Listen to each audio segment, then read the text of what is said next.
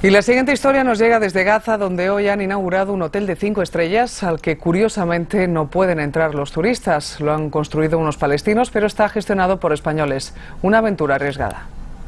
Esta bien podría ser una playa de nuestro Mediterráneo, pero estamos en Gaza. Ver cómo los locales disfrutan de su mar es también sin duda una buena muestra del tremendo potencial turístico que podría tener la franja si no estuviera cerrada al mundo. Y con voluntad de demostrar que es posible, hoy ha nacido este hotel, el primer hotel de lujo en Gaza que con su silueta de barco está dispuesto a navegar contracorriente.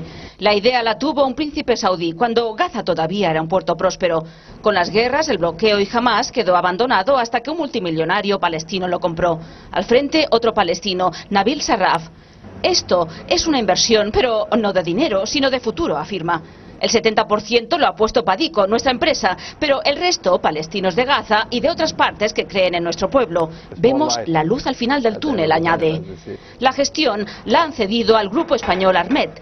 Su presidenta nos dice que se plantea esta aventura loca como un acto más de cooperación. Eso es un proyecto de esperanza. Es la nueva tarjeta de visita de Gaza. Más de 200 habitaciones y 68 personas para arrancar, puestos de trabajo que en un año esperan doblar. A Angélica, la gobernanta, le parece imposible de que en un lugar como este, rodeado de guerra, pueda existir un lugar como este. Y les ilusiona por ver algo nuevo y por tener algo que les une un poco más al exterior.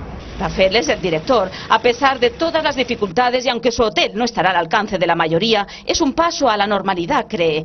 Algo surreal en un mundo real, tanto que en la piscina solo podrán bañarse los hombres, pero todos lo ven como una conquista. Mira, nos enseña Nabil Sarraf en la contraportada del periódico árabe que más se lee en Israel. No puede haber mensaje más claro que este, dice, que dejen venir a la gente, añade jocoso.